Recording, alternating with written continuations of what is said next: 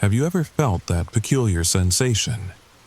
The one where you're certain you're alone in your house, but something deep inside tells you otherwise. The prickling feeling on the back of your neck, the subtle shift in the air, the creaking floorboard that shouldn't creak because nobody is walking on it. I experienced something that changed how I perceive being alone forever. My story might sound familiar to you, maybe too familiar. Perhaps you're listening to this right now, in bed, with the lights off, thinking you're alone.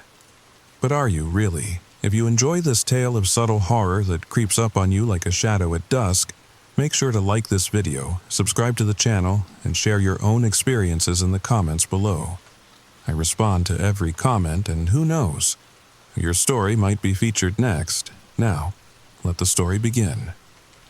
I moved into the old Victorian on Maple Street in October, a perfect time for new beginnings, as the leaves turned golden and crisp, and the air carried that distinct autumn scent of wood smoke and cinnamon. Winchester, Massachusetts wasn't my first choice. I'd been eyeing Boston proper, but when my real estate agent showed me this house with its gabled roof, wraparound porch, and surprisingly affordable price tag, I couldn't resist. "It needs some TLC," Diane had said, her voice echoing through the empty rooms as we toured it. "But the bones are good. The bones are good." An unfortunate choice of words, I'd later think. That first night, I slept on a mattress on the floor of what would become my bedroom, surrounded by towers of moving boxes labeled with black Sharpie. Kitchen, books, winter clothes. My furniture wouldn't arrive until the following day. I'd ordered pizza, and the delivery guy had whistled when he saw the house. "Man, you living here all by yourself?" he asked, eyes roaming over the facade. "Yeah." I handed him cash, including a generous tip. "Just me." "Brave," he said, and then added with an awkward laugh, "I mean, big place for one person?" I shrugged it off. People always had opinions about others living alone, especially women in their 30s. But I'd worked hard for this. After my divorce from Mark 2 years ago, I'd thrown myself into my graphic design career, saved every penny, and now I had my dream home. So what if it was just me and my cat, Luna? Speaking of Luna, she hadn't settled in yet. Cats are sensitive to new environments, I reminded myself, as I watched her prowl the perimeter of the bedroom, her black tail twitching, yellow eyes wide. "It's okay, girl," I said, patting the mattress. "It's just a new place. We'll make it home." Luna ignored me, continuing her inspection of the baseboards. I fell asleep to the unfamiliar sounds of the house, the tick of radiators, the whisper of wind through old window frames, the subtle settling of a structure built in 1901. Old houses talk, my dad used to say. They have stories to tell. I woke at 3:17 a.m. Not gradually, not with the slow transition from dream to consciousness, but suddenly, completely. My eyes snapped open to darkness, my heart hammering against my ribs for no apparent reason. Something had woken me. A sound? I lay perfectly still, listening. The house was quiet now, too quiet. Even the normal creaks and groans had ceased, as if the house itself was holding its breath. And then, a thump. Distinct, deliberate, from somewhere below. My throat tightened. I lived alone unless you counted Luna, who was now perched at the foot of my mattress, her entire body rigid, staring at the bedroom door. It was probably nothing. The house settling. A water pipe expanding or contracting. Maybe something had fallen. A book from a stack I'd precariously piled, or one of the moving boxes shifting. Another thump, followed by what sounded like a drawer closing. My phone was charging on the floor next to me.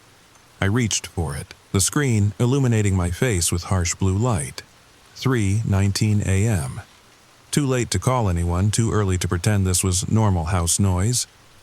I thought about calling 911, but what would I say? "Hi, my house is making scary noises?" I needed to check. Of course, I needed to check. This was my home now, and there was undoubtedly a logical explanation. I slipped out of bed, the hardwood floor cold against my bare feet. Luna made a small chirping sound, a warning. Stay, I wanted to tell her, but she jumped down and followed me to the door. The hallway stretched before me, dark except for the faint moonlight filtering through a window at the end. The stairs leading down to the first floor were just to my right, a gaping maw of deeper darkness. I turned on my phone's flashlight, cursing myself for not unpacking proper lamps yet. The beam cut through the darkness, illuminating the ornate banister of the staircase. Another sound from below, not a thump this time, but a scrape, like furniture being moved. My pulse quickened. If there was an intruder, I needed a weapon.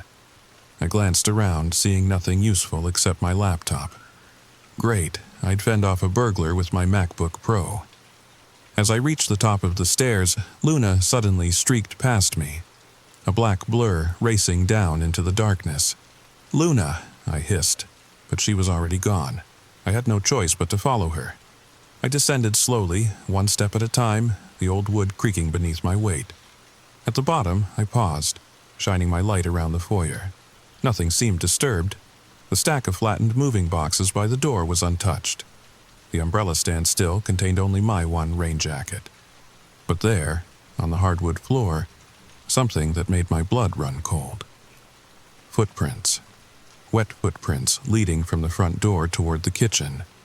Not mine, these were larger, like a man's boots, and they couldn't have been there when I came home because I would have noticed them, and anyway, the floor had been dry then. I followed the trail with my light, my breath catching. The footprints stopped abruptly in the middle of the hallway, as if whoever, or whatever, had made them had simply vanished. Or risen up. I shook my head, dispelling the thought. There had to be a logical explanation. Maybe I'd tracked something in myself and hadn't noticed. Maybe. A loud crash from the kitchen shattered my rationalizations. Luna yowled, a sound of pure animal fear that sent me running toward it. Logic be damned. I burst into the kitchen, light swinging wildly from my phone. Luna was on top of the refrigerator. How she'd gotten up there I had no idea. Her back arched, fur standing on end. On the floor was a shattered mug, one I recognized from a box I'd unpacked earlier. It lay in pieces, surrounded by a dark puddle. Coffee. Someone had made the coffee in my kitchen. I stood frozen, light trained on the broken mug, mind racing. The coffee had to be fresh. It was still steaming slightly in the cool air, but there was no one here. No one but me and my terrified cat. "Hello?" I called out, my voice embarrassingly small. "Is someone there?" Silence answered me, the kind of silence that feels like a held breath. I backed out of the kitchen slowly, keeping my light aimed ahead of me. The living room was next, separated from the kitchen by an archway. I swept my light across it, empty moving boxes, the stack of books I'd already unpacked, a single armchair I'd brought from my old apartment. And there, in the armchair, an indentation, as if someone had been sitting in it. Recently. My nerve broke. I ran for the front door, Luna forgotten, escaped the only thought in my mind. I yanked it open, and found myself staring at my elderly neighbor from across the street, fist raised as if about to knock. Behind her, dawn was just breaking, the sky turning a pale purple-gray. "Oh!" she exclaimed, clearly startled. "I'm so sorry to bother you so early, dear. I saw your lights on and thought you might be an early riser like me. I'm Margaret from across the way." She gestured vaguely behind her. "I brought you a welcome basket." Indeed, in her other hand was a small wicker basket covered with a checkered cloth. Thank you," I managed, heart still pounding. I heard some noises." Margaret nodded sympathetically. "These old houses do talk, don't they? Mine's the same way, always groaning and carrying on conversations with itself." The phrase, so similar to what my father used to say, sent a chill through me. but the rational part of my brain was reasserting itself in the growing light of day. Of course, it had been the house settling. The footprints? Water dripping from somewhere, making a pattern that my frightened mind had interpreted as footsteps. The coffee mug? I'd probably left it too close to the edge of the counter, and Luna had knocked it off during her explorations. "Would you like to come in?" I asked Margaret, suddenly desperate for human company. "Oh, I don't want to impose," she said, but her eyes lit up at the invitation. "But if you're sure..." I ushered her in, flipping on lights as we went. The house looked different now. Just a house, a bit messy with moving detritus, but ordinary. I made fresh coffee, carefully explaining away the broken mug as my own clumsiness, and we sat in the living room. Margaret chatting about the neighborhood, the best local shops, which days the garbage was collected. Normal things, human things. By the time she left an hour later, I felt foolish about my night terrors. Just first-night jitters in a new place, I told myself. But as I closed the door behind Margaret, I couldn't help but notice that the wet footprints were gone. Completely dry, not even a watermark left behind. As if they'd never been there at all. The moving truck arrived at 10, filling my house with the comforting sounds of human activity. Men grunting as they maneuvered my couch through the front door, the thud of boxes being set down, questions about where I wanted this table, that bookshelf. I directed traffic, grateful for the daylight and the company. Luna had finally emerged from whatever hiding place she'd found after the kitchen incident, and was now supervising the proceedings from the safety of the windowsill. By late afternoon, everything was in place. I tipped the movers generously and then stood in my furnished living room, hands on hips, surveying my new domain. The house looked good with my things in it. My green velvet couch against the bay window, my grandmother's antique writing desk in the corner, my collection of art prints on the walls. For the first time, it felt like mine. I spent the rest of the day unpacking the essentials and organizing the kitchen. I deliberately kept the radio on, tuned to a classic rock station that filled the rooms with familiar songs. At one point, I caught myself singing along to Hotel California while arranging mugs in a cabinet and smiled. This was normal. This was good.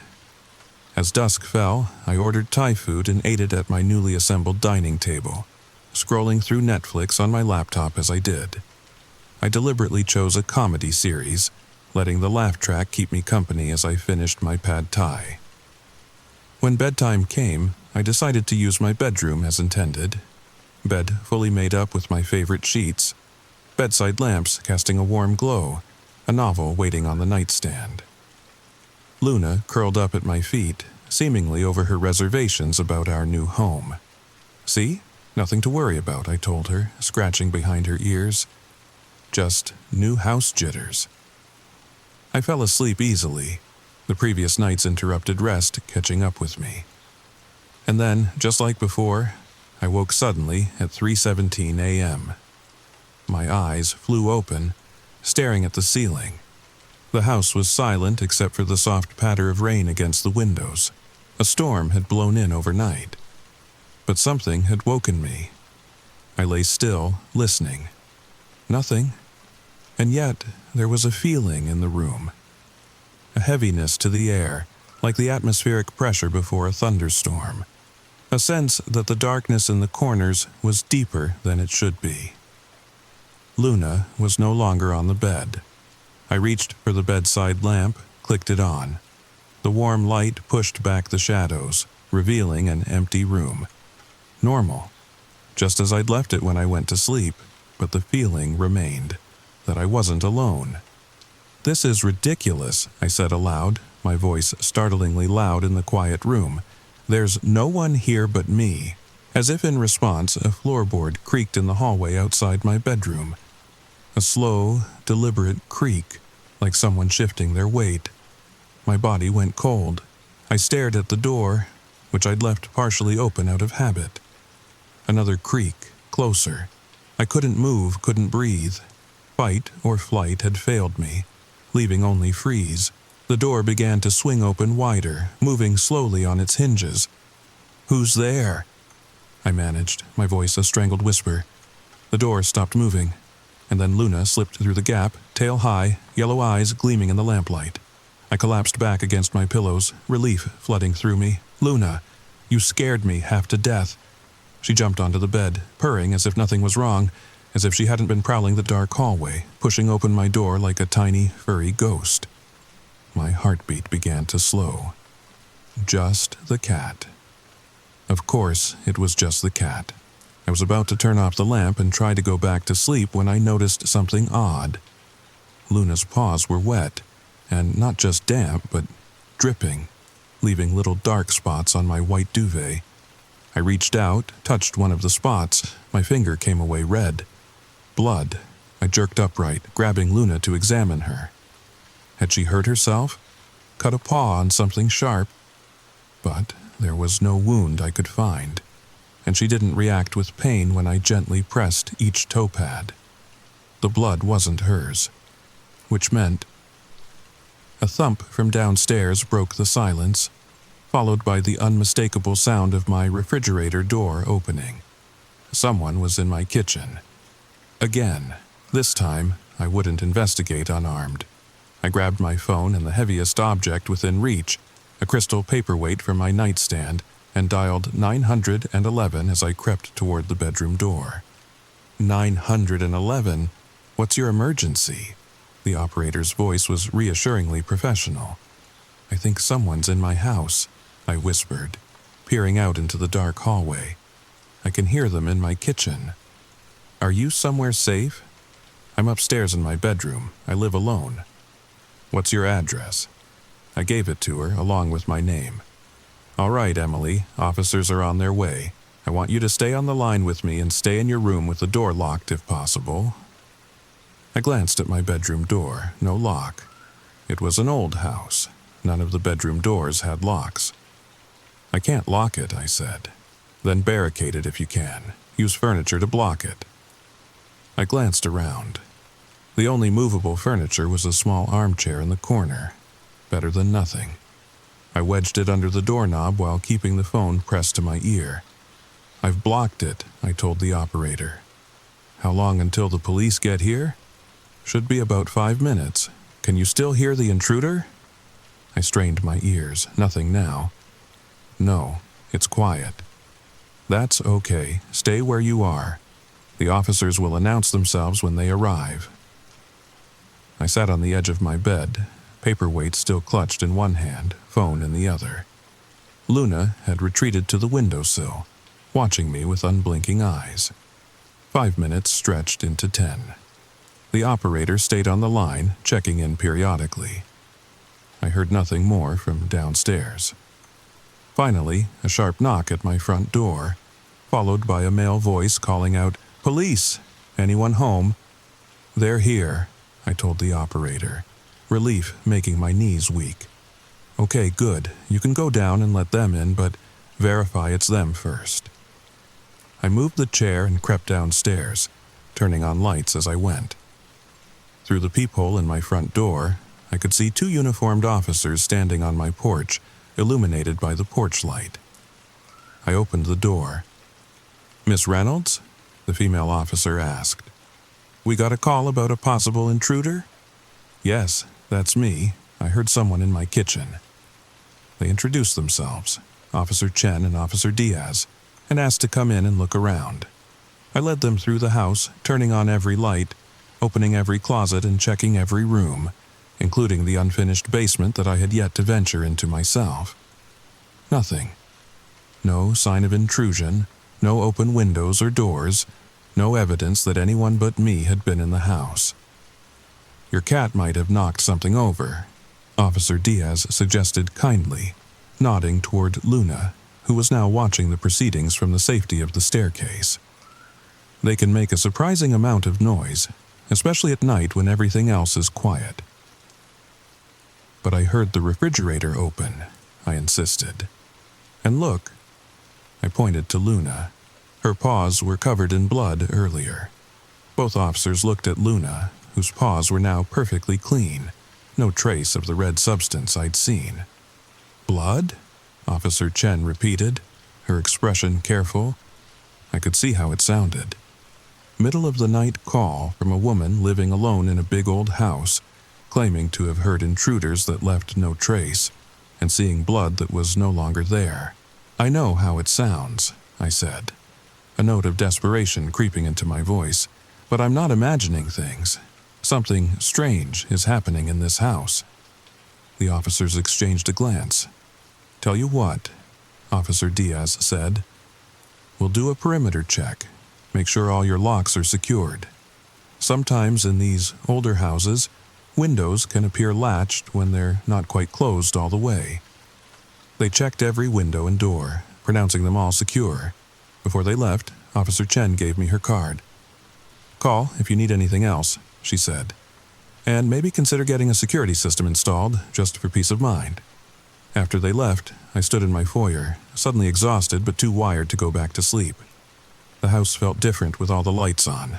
Just a house, nothing sinister about it. I made myself a cup of tea and sat at the kitchen table, Luna curled in my lap. The digital clock on the microwave read 4:47 a.m. Dawn wasn't far off. "What's happening, Luna?" I whispered. "Am I losing my mind?" She purred in response, offering no answers. As I absently stroked her fur, I noticed something under my fingernails, a rusty red substance. I stared at it, then looked at Luna's paws again. Clean, but I hadn't imagined it. The blood had been real, and then it wasn't. Just like the footprints from the night before.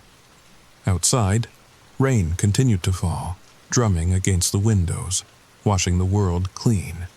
I remained at the kitchen table, lights blazing, waiting for dawn, unable to shake the feeling that someone or something was waiting with me. I spent most of the next day in a fog of exhaustion, moving through my work-from-home routine on autopilot. By evening, I'd convinced myself that stress and an overactive imagination were to blame for the strange occurrences. New house, living alone for the first time since my divorce, the general anxiety of a big life change. It was enough to make anyone jumpy, but I wasn't taking any chances with another night of disturbed sleep. After work, I drove to the nearest hardware store and purchased a basic security system I could install myself. Door and window sensors that would sound an alarm if triggered.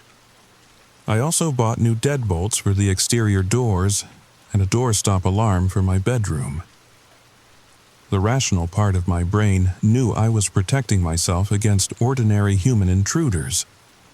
The other part, the part that remembered Luna's blood-soaked paws and footprints that disappeared without a trace, wasn't so sure. I spent the evening installing the security measures, the physical activity helping to ground me. By the time I finished, it was past 11, and I was finally tired enough that I thought I might sleep through the night. I followed a new bedtime routine, double-checking that all doors and windows were locked, all sensors armed. I placed the doorstop alarm at my bedroom door and kept my phone and the crystal paperweight within easy reach on my nightstand. Luna watched all these preparations with apparent indifference from her spot on the window seat, occasionally yawning to show just how unimpressed she was with my paranoia. "Better safe than sorry," I told her as I finally climbed into bed and switched off the lamp. Despite my exhaustion, sleep didn't come easily. I lay awake listening to the house, trying to categorize each creak and groan as normal settling sounds. At some point, I must have drifted off, because the next thing I knew, I was waking up. The room was dark, the house quiet. I reached for my phone, 3:16 a.m. 1 minute before the witching hour, I thought, and then immediately scolded myself for the superstitious notion. I lay still, waiting. Would it happen again? The footsteps, the sense of presence, the inexplicable phenomena that disappeared with daylight. The minute ticked over to 3:17 a.m. Nothing happened. I let out a breath I hadn't realized I was holding. Maybe it was over, whatever it was. Maybe the security measures had worked, not because they'd keep out an actual intruder, but because they'd given me peace of mind. I closed my eyes, ready to drift back to sleep. And then I heard it. Not from downstairs this time, but from directly above me. A slow, methodical dragging sound, like something heavy being pulled across the attic floor. My eyes snapped open. The attic. I hadn't even been up there yet. Had only peeked through the access hatch when the home inspector had shown me the space during the final walkthrough. It was unfinished, just bare rafters and loose floorboards, used for storage by the previous owners. They'd left nothing up there. I'd checked.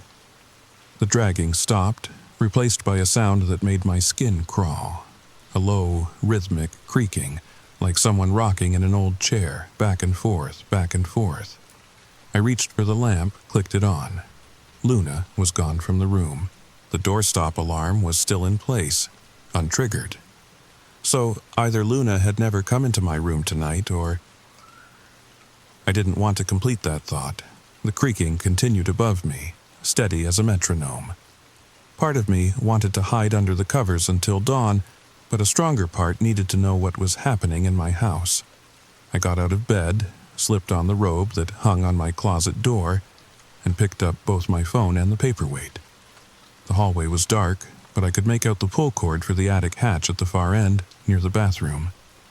Each step on the hardwood floor felt like a thunderclap in the quiet house. I kept expecting the creaking to stop, for whatever was up there to hear me coming, but it continued, uninterrupted. At the pull cord, I hesitated. The practical part of me said to call the police again, but what would I tell them? That I heard creaking in my attic? They'd already checked the house once and found nothing. Besides, I needed to know. I reached up and pulled the cord. The hatch swung down with a groan of hinges, revealing the folding ladder that led up into darkness. The creaking stopped. I stood frozen, staring up into the black square of the attic entrance. The silence stretched, taut as a wire about to snap. "Hello?" I called, instantly regretting giving away my position. "Is someone up there?" No answer. Just the oppressive silence of a house holding its breath. I should turn on the attic light. There was a switch somewhere near the hatch. I felt along the wall, found it, flipped it. Nothing happened. The bulb must be burned out. I had a choice: retreat to my bedroom and wait for dawn, or investigate now. If I chose the latter, I'd need a flashlight.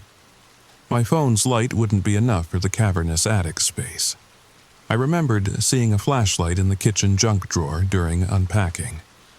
Keeping my eyes on the dark hatch, I backed down the hallway, unwilling to turn my back on it. In the kitchen, I found the flashlight, tested it. Strong beam, good. As I turned to head back upstairs, a movement caught my eye through the window above the sink. Someone was standing in my backyard, just at the edge of the woods that bordered the property. A figure, still and dark against the night. I froze, heart hammering. The figure didn't move, didn't seem to be looking at the house, just stood there as if waiting for something. A neighbor? But it was the middle of the night and my yard was fenced. No neighbor would be standing in my yard at this hour. I moved closer to the window, trying to make out details. The figure appeared to be wearing dark clothing, maybe a coat. I couldn't see a face.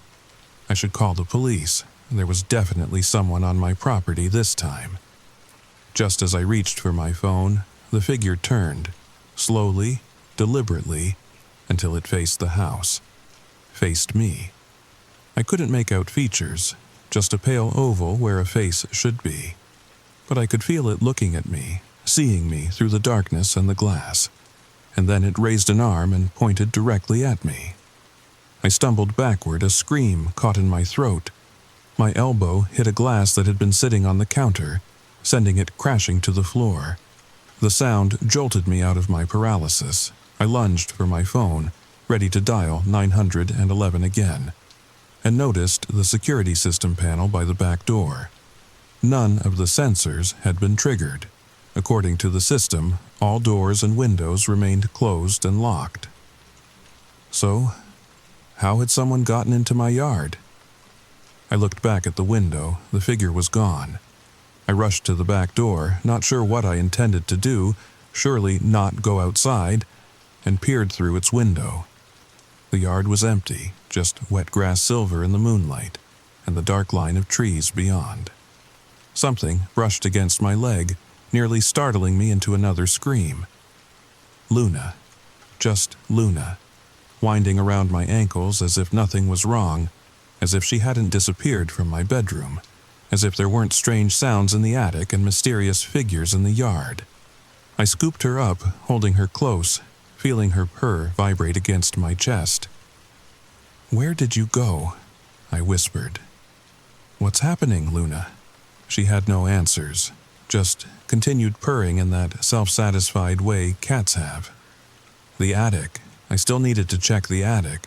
With Luna in one arm and the flashlight in my free hand, I made my way back upstairs. The attic hatch remained open. A black square in the ceiling. The folding ladder extended down into the hallway. Luna suddenly tensed in my arms, her purr cutting off. She stared at the hatch, ears flat against her head. "What is it, girl? What do you see?" She squirmed, trying to get free. I set her down, and she immediately ran back toward my bedroom, disappearing inside. Not a good sign. But I'd come this far. I had to know what was up there. Gripping the flashlight so tightly my knuckles ached, I approached the ladder. Each step up felt like climbing to my own execution, the wood creaking beneath my weight. At the top, I paused, shining the flashlight into the attic space. Dust motes danced in the beam, disturbed by the air currents from the open hatch. The space was, as I remembered it, unfinished, with exposed rafters and a rough plywood floor. Empty, except for a few items left by previous owners that I hadn't noticed before. An old trunk in the corner, some cardboard boxes, and a rocking chair positioned directly over my bedroom. It wasn't moving now, sitting still and innocent in my flashlight beam, but it was undeniably the source of the creaking I'd heard. I climbed the rest of the way into the attic, the floorboards groaning under my feet. The air was stale and thick with dust, making me want to sneeze. I moved toward the rocking chair, expecting... I don't know what I was expecting. A ghost? A squatter? There was nothing, just an empty chair. But as I got closer, I noticed something on the seat. A dark stain, roughly circular. I touched it gingerly. Dry, but tacky, as if whatever had made it wasn't completely set. I shone the flashlight on my fingertip. Red. The same rusty red I'd seen on Luna's paws. Blood. A loud thump from below made me jump. Something had fallen, or been knocked over, on the first floor. I turned, ready to beat a hasty retreat from the attic, and my flashlight beam swept across the far corner of the space. There was a doorway there. A doorway that shouldn't exist because it didn't lead anywhere. The house didn't have any room that would connect to that part of the attic. It was just an opening in the wall, revealing nothing but darkness beyond. I blinked. Sure, I was seeing things. But when I focused the flashlight beam directly on it, the doorway remained. A black rectangle in the attic wall. Another thump from downstairs, louder this time. And then, unmistakably, footsteps. Heavy footsteps, moving across the foyer below. I had a sudden, terrible certainty that if I went back down that ladder, I would meet whatever was moving through my house. And I equally certain that I didn't want to meet it, but I couldn't stay in the attic forever. And that doorway... I found myself moving toward it, drawn by a curiosity stronger than fear. The beam of my flashlight seemed to grow dimmer as I approached, the darkness of the doorway swallowing the light. I was close enough now to reach out and touch the frame. It felt solid, real. Wood, old and weathered. The footsteps downstairs had stopped. The house was silent again. I leaned forward, trying to see through the doorway, the beam of my flashlight disappearing into the darkness as if absorbed by it. A whisper from behind me, my name, breathed so softly I almost didn't hear it. "Emily." I whirled around, the flashlight beam swinging wildly across the attic. No one was there. Just the empty rocking chair, the trunk, the boxes. Emily. This time from the doorway behind me. a soft, insistent whisper that raised the hair on my arms. I spun back toward the doorway, flashlight raised like a weapon, and saw a face in the darkness. Just for an instant, illuminated by my flashlight beam, a pale oval with dark hollows where eyes should be, mouth open in a silent scream or laugh. Then it was gone, receding into the darkness beyond the doorway. I stumbled backward, heart threatening to burst from my chest. My foot caught on something, a loose floorboard, and I fell, the flashlight flying from my hand and clattering across the attic floor. It came to rest pointing at the doorway, its beam creating long, twisted shadows. And in those shadows, something moved. A darker shape within the darkness, approaching the doorway. I scrambled to my feet, abandoning the flashlight, and ran for the attic hatch. I half climbed, half fell down the ladder, scraping my palms raw on the rough wood. In the hallway, I slammed the attic hatch closed and ran for my bedroom, not daring to look back. Luna was on my bed, calm as could be, watching me with those inscrutable yellow eyes as I burst into the room, slammed the door, and wedged the chair under the knob again. I grabbed my phone, ready to call 911 for the second night in a row, when I noticed the time. 4:36 a.m. I'd been in the attic for over an hour, though it had felt like minutes, and outside my window the sky was beginning to lighten with the first hint of dawn. I sank onto the bed beside Luna, still clutching my phone, waiting for the daylight to banish the horrors of the night. But even as the room grew brighter, I couldn't shake the image of that face in the darkness, or the certainty that whatever lived behind that impossible doorway wasn't finished with me yet. I didn't go to work that day. Instead, I researched the history of my house, starting with the property records available online and then moving to the local historical society when those proved too sparse. The house, I learned, had been built in 1901 by a man named Edwin Blackwood, a wealthy merchant who'd made his fortune in textiles. He'd lived there with his wife Margaret and their 3 children until 1917, when tragedy struck. A fire in the attic, started by unknown causes, had killed Edwin and his eldest son Thomas. The rest of the family had moved out shortly afterward, and the house had changed hands numerous times over the decades. No other deaths were recorded as occurring on the property, but I discovered something interesting. Several owners had stayed less than a year before selling, often at a loss. The most recent owners, the Hamiltons, had lived there for only 7 months before abruptly moving to Arizona. The listing agent's notes mentioned personal reasons for the quick sale. I tried calling the number listed for Robert Hamilton, but it had been disconnected. I sat in the local library, surrounded by old newspapers on microfilm and photocopies of property records, a chill settling over me despite the warm air. What had driven the Hamiltons away? The same thing that was happening to me. My phone buzzed, a text from Margaret, my elderly neighbor. Noticed you didn't leave for work today. Everything all right? Making chicken soup if you'd like some. Her concern touched me. I texted back, accepting the invitation. I needed human contact, needed to get out of my head and the spiral of increasingly disturbing theories about my house. Margaret lived in a cozy Cape Cod across the street, the kind of home where everything had its place, and that place hadn't changed in decades. The living room featured floral upholstery, doilies on the armrests, and framed photos of what I assumed were children and grandchildren. Sit, she urged, ushering me to the dining table where 2 bowls of steaming soup waited. You look exhausted, dear. Not sleeping well in the new place? I hesitated. How much should I tell her? Would she think I was crazy if I mentioned disappearing bloodstains and impossible doorways? It's been an adjustment, I said carefully. The house makes a lot of noises at night. Margaret nodded sympathetically. Old houses do that, especially that one. Something in her tone made me look up sharply. What do you mean, especially that one? She busied herself with buttering a piece of bread. Oh, just that it's one of the oldest in the neighborhood. Built by the Blackwoods, you know. I was researching them today, actually. There was a fire in 1917. Margaret nodded. Tragic. Started in the attic, they say. The attic, where I'd seen the doorway, where I'd heard my name whispered from the darkness.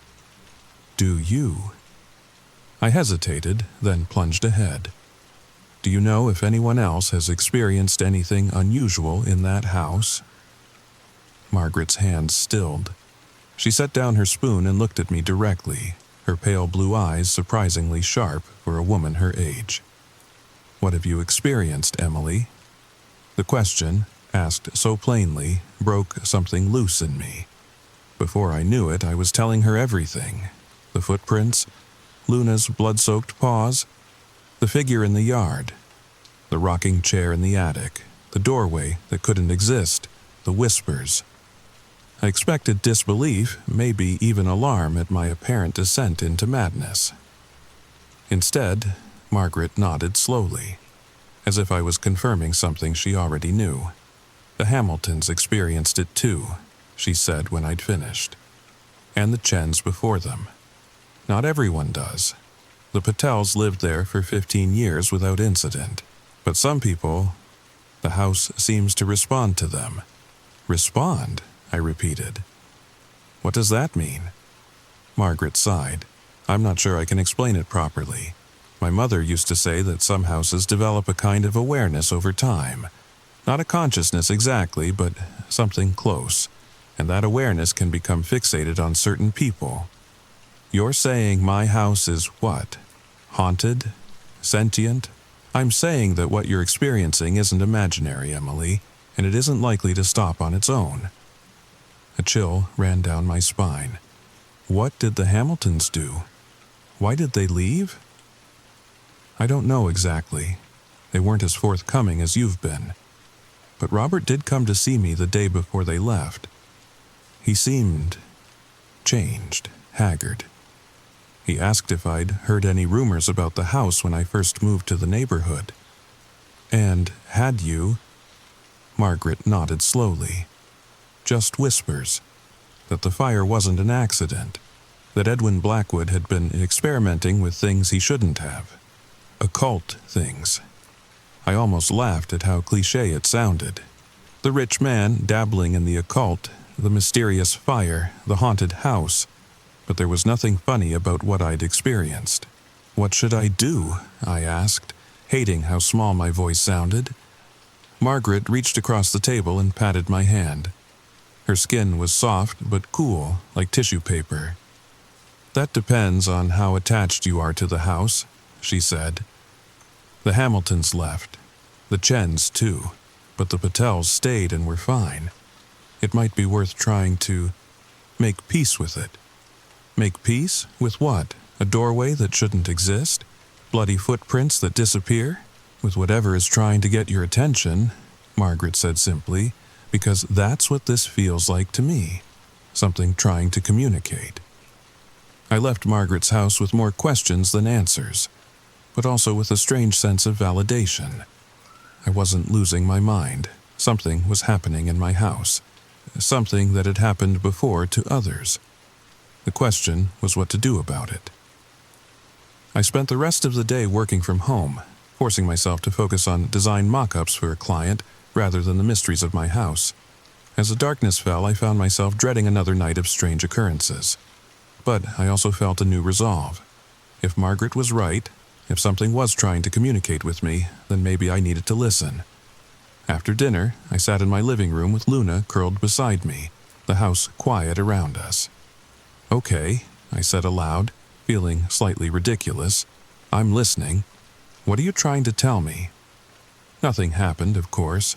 No spectral manifestation, no disembodied voice explaining everything. Just the normal sounds of an old house settling. I went to bed at my usual time, refusing to let fear disrupt my routine.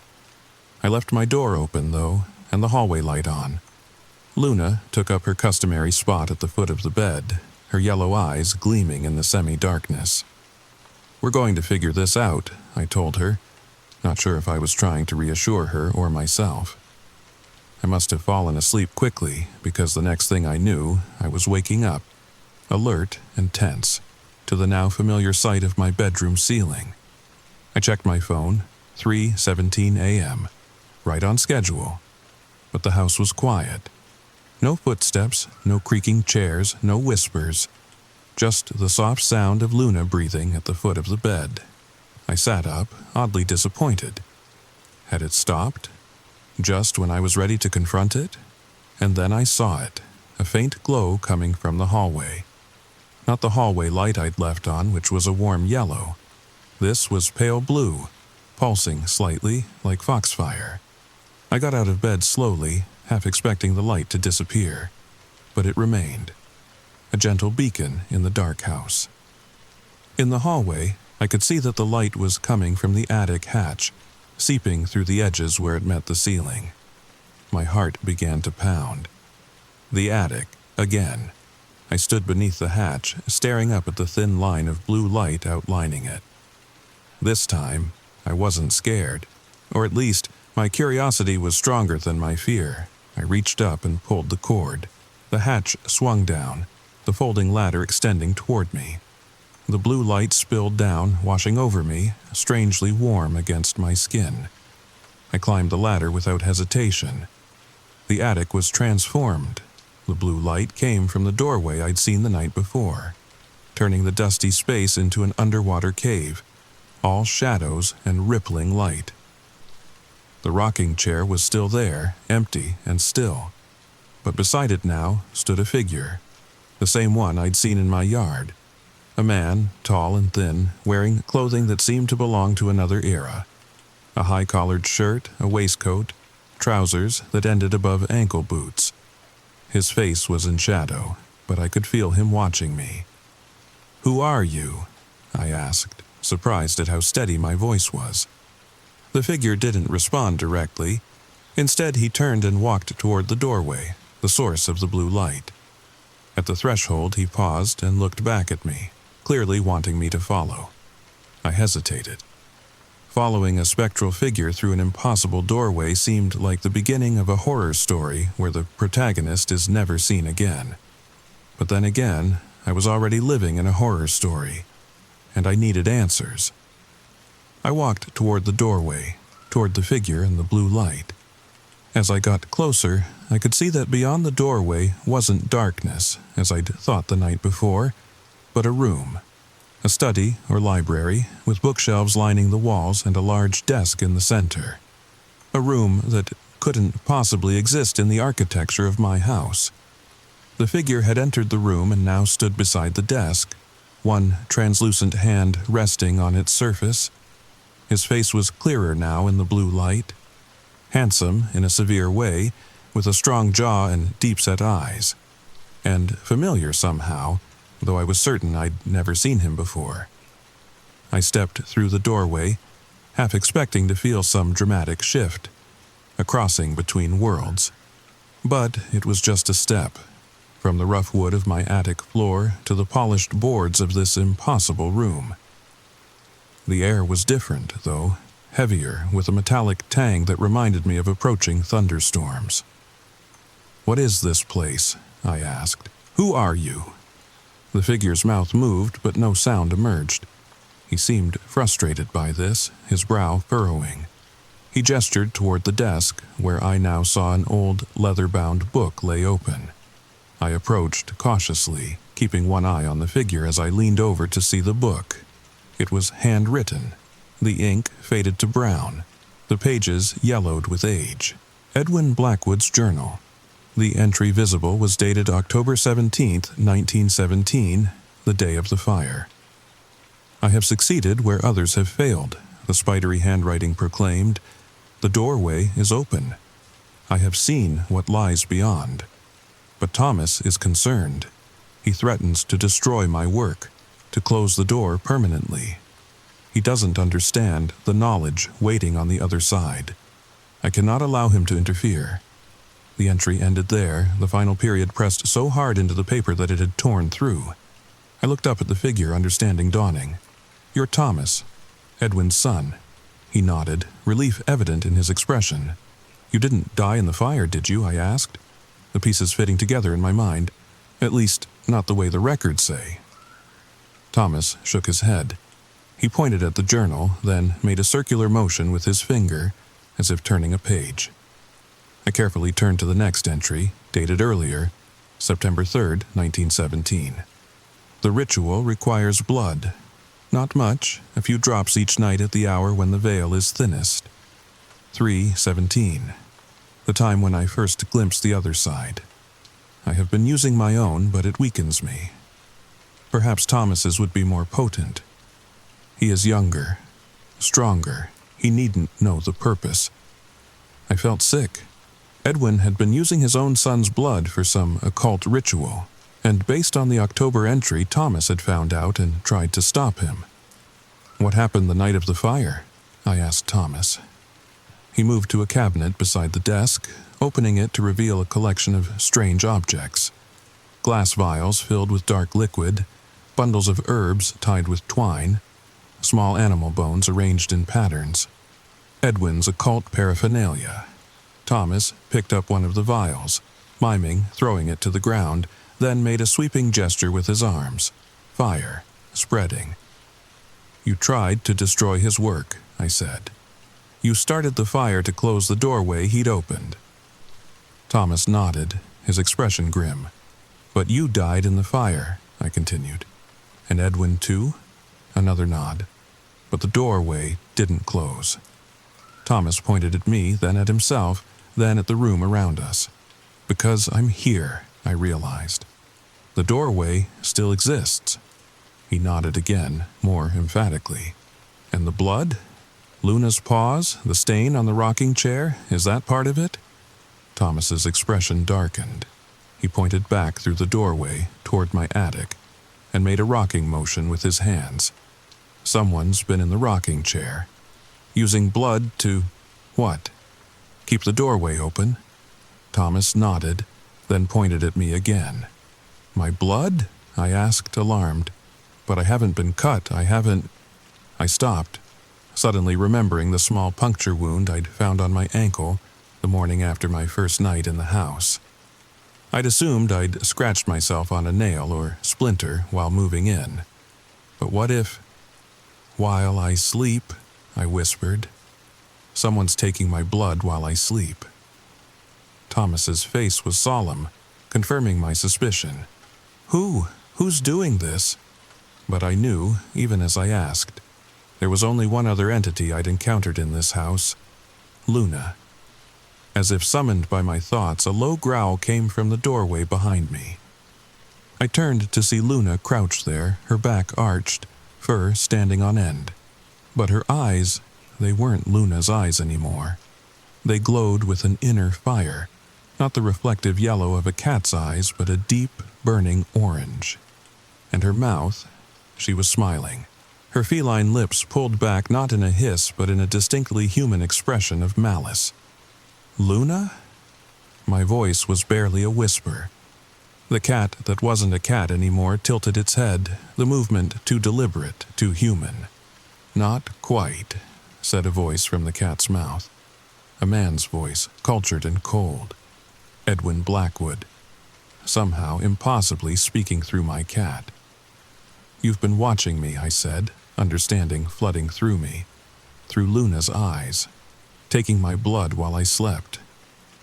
The cat nodded, that horrible smile still in place. Your blood has power, Emily. The same power that ran in my family's veins. Why do you think you were drawn to this house? Why do you think the realtor showed it to you despite having more expensive properties to sell? I've been waiting for someone like you, a descendant. Descendant? I repeated, stunned. That's not possible. My family is from California. We never... Your grandmother's maiden name was Blackwood, the cat said. Eleanor Blackwood, my granddaughter, though I never met her. The bloodline continues, and with it, the power. My mind raced. Grandma Ellie. She'd never talked much about her family, had changed her name when she married Grandpa Reynolds. Could it be true? What do you want from me? I demanded. "To finish what I started," Edwin said through Luna. "To fully open the doorway to the other side. Thomas thought he'd destroyed my work, but he only managed to trap us both. Me in this feline vessel, him in that spectral form, neither fully here nor there. But with your blood, freely given, I can complete the ritual." "Freely given?" I laughed. The sound edged with hysteria. "You've been taking it while I sleep." "A few drops only," Edwin said dismissively. "Not enough. I need more. Much more." Luna, Edwin, took a step toward me. I backed up, bumping into the desk. Thomas moved between us, his translucent form flickering with what seemed like anger. "Still trying to stop me, son?" Edwin's voice was mocking. "You failed once. You'll fail again." Thomas turned to me, his expression urgent. He pointed at the journal, then at the cabinet of occult items, then made a slashing motion across his throat. "Destroy it," I interpreted. "Destroy the journal, the items, to close the doorway permanently." Thomas nodded vigorously. Edwin hissed, a sound that was both feline and not, Luna's form contorting unnaturally. "Touch my work and you'll regret it, girl." But I was already moving, grabbing the journal from the desk. Thomas pointed to a specific page where an incantation was written in that same spidery handwriting. "Words to close what has been opened," the heading read, "to be spoken only in dire need, for the cost is great."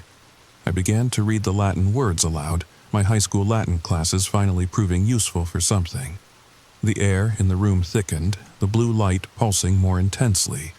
Luna, Edwin, let out a howl of rage and launched herself at me, claws extended. Thomas intercepted, his spectral form passing through Luna's body. The cat convulsed, yowling in pain or fury. I continued reading, my voice growing stronger with each word. The doorway began to shimmer, its edges blurring. Edwin recovered, Luna's body stalking toward me again.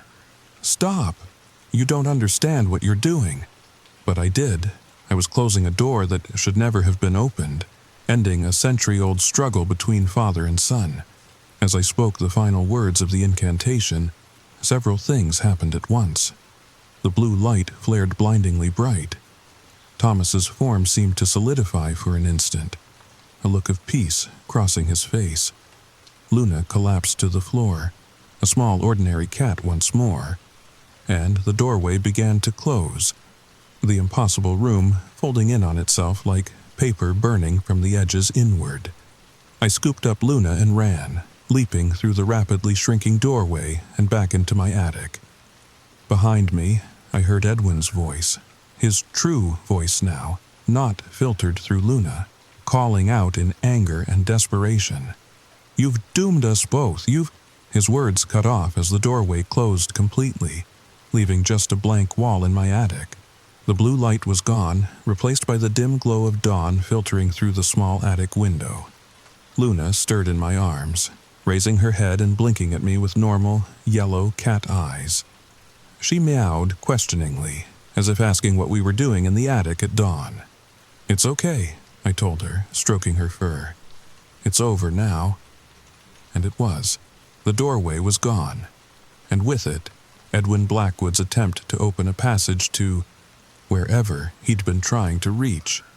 Thomas was gone too, his century-long vigil finally ended. I carried Luna downstairs, the house feeling different around me, lighter somehow, as if a weight had been lifted from its very foundations. I never experienced another supernatural event in that house. No footprints, no blood, no whispers in the night. Just the normal sounds of an old house settling, which no longer seemed ominous to me. I still wake up sometimes at 3:17 a.m., a habit my body hasn't quite shaken. But now, I just smile, give Luna a scratch behind the ears, and go back to sleep, secure in the knowledge that I am truly alone in my house. Or at least, as alone as anyone ever is in a house with a century of history in its walls.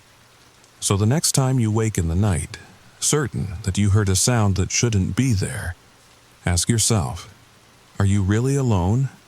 Or is something trying to get your attention, trying to tell you a story that needs to be heard? Like this story I've just told you, if it resonated with you, if it kept you awake just a little longer than you intended, consider hitting that like button, subscribing to the channel, and sharing with friends who appreciate a good late-night tale. And let me know in the comments, have you ever felt like you weren't alone when you should have been? Your story might be featured next time. Sleep well, or try to, anyway. Story number 2. Have you ever felt that strange sensation? The one where you catch a glimpse of your reflection, but something feels off? Not quite right? As if the person staring back isn't exactly you? It happens to all of us. That split-second disconnect, that moment of unreality. But what if I told you that sensation might be a warning? A primitive part of your brain recognizing something your conscious mind refuses to see. Tonight's story explores that uneasy feeling we all experience sometimes. The story I'm about to share might explain why you occasionally avoid looking in mirrors at night, why hotel rooms with too many reflective surfaces make you uncomfortable, or why you sometimes hurry past storefront windows after dark. If you enjoy this tale of subtle horror, remember to like this video, subscribe to the channel, and share your own mirror experiences in the comments below. Now, dim the lights, get comfortable, and join me as we discover what might really be watching from the other side of the glass. The story begins now. I first noticed it 3 months after moving into my new apartment in Portland. A charming, pre-war building with large windows, crown molding, and those beautiful antique mirrors that came with the place. I'd scored an incredible deal. One of those too-good-to-be-true situations that should have raised red flags, but when you're 26 with student loans and a new job at a tech startup, you don't question good fortune. You just sign the lease. My name is Mia Lawson, and until recently I was just like you, someone who never gave mirrors a second thought. It started with something small. So small, I nearly missed it. A dark strand of hair out of place in my reflection, while I stood perfectly still. Just a single lock that seemed to move when I didn't. I blamed it on the flickering hallway light. The old wiring in these historic buildings can play tricks on your eyes.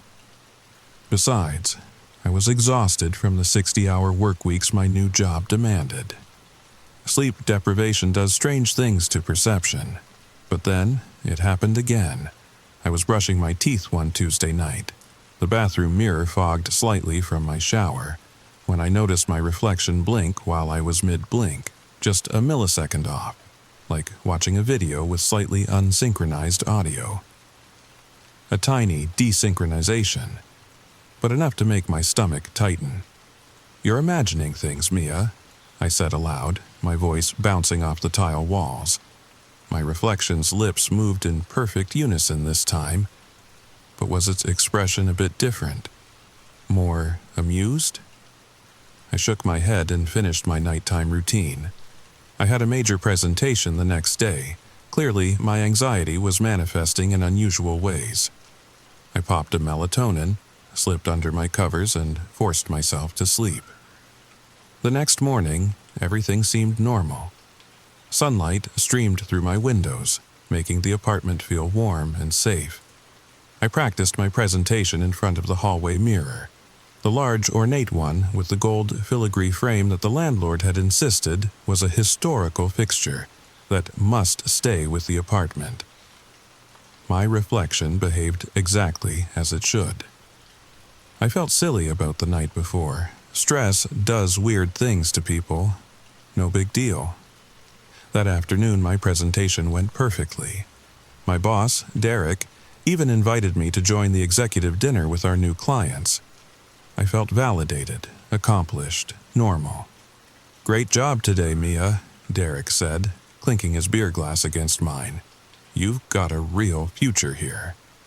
I smiled and sipped my drink, watching the restaurant's ambient lighting reflect off the decorative mirrors lining the walls.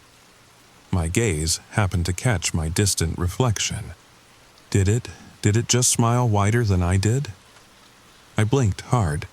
When I looked again, everything was synchronized. "You okay?" asked Amber, our marketing director. "You look like you just saw a ghost." I laughed it off. Just tired, been preparing for today all week. But on the Uber ride home, scrolling through congratulatory texts from colleagues, a thought kept nagging at me. What if I wasn't imagining things? What if something was wrong with my reflection? As soon as the thought formed, I dismissed it. How ridiculous. Reflections don't move independently. This wasn't some cheesy horror movie, this was Portland, Oregon. And I was a logical adult with a degree in computer science. There had to be a rational explanation. Sleep. I just needed sleep. But that night, that's when things escalated. 3 a.m. I woke up desperately thirsty. I stumbled to the bathroom, filled a glass with tap water, and gulped it down. As I set the glass on the counter, I caught movement in the mirror. My reflection. It was already looking at me, while I had been staring down at the sink. For one horrifying moment, it held eye contact. A fraction of a second where I was looking down and it was looking straight at me. Then, as if catching its mistake, it quickly adjusted to match my downward gaze. I gasped and jumped backward, nearly slipping on the bathroom rug. My heart hammered so loudly I could hear the blood rushing in my ears. I backed out of the bathroom without looking at the mirror again and locked myself in my bedroom, away from all reflective surfaces. "It's sleep paralysis," I whispered to myself, rocking gently on my bed. "Or a hypnagogic hallucination. You're half asleep, that's all." But deep down, I knew I had been wide awake. The next morning, I called in sick. I couldn't face the office restrooms with their wall-length mirrors, or the reflective elevator doors, or even the glass windows of the conference rooms. Instead, I spent the day researching mirror phenomena, finding nothing but superstitions and folklore. Catoptrophobia, fear of mirrors. Some cultures believed mirrors could trap souls. Others thought they were portals. The rational part of my brain dismissed it all as primitive thinking, pattern recognition gone haywire, pareidolia mixed with sleep deprivation. But another part, a deeper, more primal part, whispered that humans developed these fears for a reason. I needed to prove to myself that I was being ridiculous. So that evening, I stood before the ornate hallway mirror and conducted an experiment. "Hello," I said, raising my right hand. My reflection raised its right hand. "My name is Mia Lawson." It mouthed the words perfectly. I blinked 3 times quickly. It matched me. I started to relax. See, just my imagination after all. But then I had another idea. I would turn away, count to 3, and spin back suddenly, try to catch it off guard, if there was indeed anything to catch. 1, 2, 3. I whirled around, eyes wide, and my reflection was waiting for me. Already facing forward, lips curved in a smile I wasn't making. For one unbearable second, we stared at each other, me in open-mouthed shock, it with that terrible knowing smile. Then it adjusted, adopting my horrified expression. But it was too late. I had seen it. The mirror person wasn't me, and it knew that I knew. I did what any rational person would do. I covered every reflective surface in my apartment. Sheets over mirrors. Aluminum foil over the microwave door and toaster. Even my phone screen got a matte anti-glare protector. My coworkers noticed the change in me. The bags under my eyes. The way I avoided the bathroom at work. How I took the stairs instead of the elevator with its polished metal doors. "Are you going through something, Mia?" Derek asked after a meeting where I'd barely spoken. "Your performance is slipping." "I'm fine," I lied, "just having trouble sleeping in the new place." He nodded sympathetically. "The first few weeks can be rough. Try melatonin." If only he knew. I wasn't sleeping because I was afraid of what might emerge from my covered mirrors when I closed my eyes. That Friday, I finally worked up the courage to ask my landlord about the previous tenant. "Oh, Eliza? Lovely girl," Mrs. Chambers said, her weathered hands clutching a mug of tea. I'd caught her in the lobby collecting her mail. Quiet, kept to herself. Such a shame about her situation. My mouth went dry. Situation? Mrs. Chambers leaned closer, her voice dropping. Mental health issues, dear. Started covering all her mirrors. Claimed her reflection was acting strangely. She tapped her temple meaningfully. Family moved her to a facility in Bend, said the city was too much for her. I felt the blood drain from my face. Are you all right, dear? You've gone quite pale. Fine, I managed. Just remembered something I forgot to do for work. I hurried back to my apartment, heart pounding. It wasn't just me. It had happened before. To Eliza in this same apartment. That night, I couldn't take it anymore. I had to see what was happening behind the sheets. With trembling hands, I pulled down the covering from the ornate hallway mirror. My reflection stared back, looking appropriately terrified. But as I watched, its expression shifted. The fear in its eyes faded, replaced by something calculating. Cold. Its head tilted slightly, studying me while I stood frozen. "What are you?" I whispered. Its lips moved with mine, but a smile spread across its face that I wasn't making. Then, slowly, deliberately, it raised one finger to its lips. "Shh!" I screamed and stumbled backward, tripping over the coffee table and falling hard. When I looked up, my reflection was mimicking my sprawled position. But its eyes were still standing, looking down at me. I crawled to the bathroom and vomited until there was nothing left. This couldn't be happening. I was having a mental breakdown. I needed help. The next morning, I called my best friend Taylor. "Can I stay at your place for a few days?" I asked, trying to keep my voice steady. "What's going on?" Taylor had known me since college. She could tell something was wrong. I need a break from my apartment." There was a pause. "Mia, are you okay? You haven't been yourself lately." Haven't been myself. The irony made me want to laugh hysterically. "Please, Taylor. I'll explain when I get there." She agreed, and I packed a bag, careful not to look at any reflective surfaces as I moved through the apartment. Just as I was about to leave, my phone rang. Unknown number. "Hello?" I answered cautiously. "Mia Lawson?" A woman's voice, professional yet warm. "Yes." "This is Dr. Samantha Reed from Evergreen Behavioral Health. I'm reaching out because we received a concerning call about you." My blood ran cold. "What? From who?" The caller wished to remain anonymous, but they were worried about your mental state. They mentioned you've been exhibiting symptoms similar to a former patient of ours. An Eliza Grant? Eliza, the previous tenant. "I don't know any Eliza," I said, my voice shaking, "and I'm fine." "Miss Lawson, catastrophic delusions can escalate quickly. Covering mirrors, avoiding reflective surfaces, these are early warning signs. We have an opening this afternoon if you'd like to come in for an evaluation." How did they know about the mirrors? I hadn't told anyone. "Who really called you?" I demanded. Dr. Reed's voice softened. "Mia, sometimes when we're experiencing a break from reality, paranoia is a common—" I hung up. This wasn't happening. Someone was watching me, someone new. I looked up at the covered mirrors in my apartment and had a terrible, creeping suspicion. My phone pinged with a text. "Taylor. Change of plans. Can't host after all." Something came up. "Sorry, why don't you check in somewhere for a few days? Clear your head." The message felt off. Taylor never texted like that, too formal, too impersonal.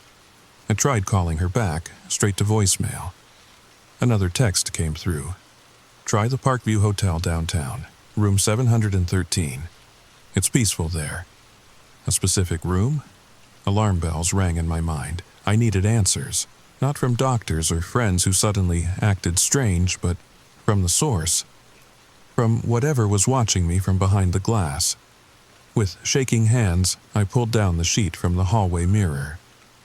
My reflection waited, that not quite right smile playing on its lips. "What do you want?" I asked. It mouthed the words with me, but then its lips kept moving, silently, telling me something I couldn't understand. "I can't hear you," I said. The reflection's face showed frustration. It pointed to its ear, then to its mouth, then to me. It wanted me to repeat what it was saying. "No," I whispered. "No, I won't." Its expression darkened. It slammed a hand against the mirror, making me jump back. Though I heard no sound, I could have sworn I felt a vibration through the floor. And then it began to change. Subtle at first, skin paling, hair darkening, until I was no longer looking at myself, but at a young woman with hollow cheeks and desperate eyes. "Eliza," she mouthed something over and over. The same phrase. I found myself reading her lips. "Don't let them in." I ran.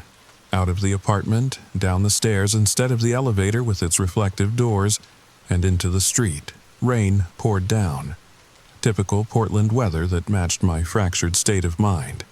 I had no destination, just an overwhelming need to get away. My phone kept buzzing.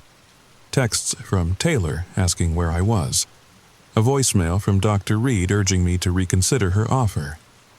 Even one from Derek saying he'd heard I wasn't feeling well and suggesting I take time off. They were all in on it. They had to be, or they weren't really them anymore. I ended up at Powell's Books, losing myself in the massive store where I could be anonymous among the crowds. In the occult section, I found a worn book on folklore about mirrors.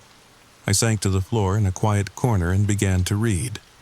In various cultures, mirrors are considered thresholds, the book explained. Not just reflectors of light, but potential doorways between worlds. The Romans covered mirrors when someone died to prevent the soul from getting trapped. In Appalachian folklore, mirrors were covered during storms because lightning could transform them into portals. I read further, my breath catching at one passage. The Gorgon myth has variants where these creatures don't turn victims to stone through direct gaze, but rather by making eye contact through reflections. The mirror becomes not protection from the monster, but the very means by which it reaches our world. Gorgons, like Medusa from Greek mythology. But what did ancient myths have to do with whatever was happening to me? The next page made my heart stop.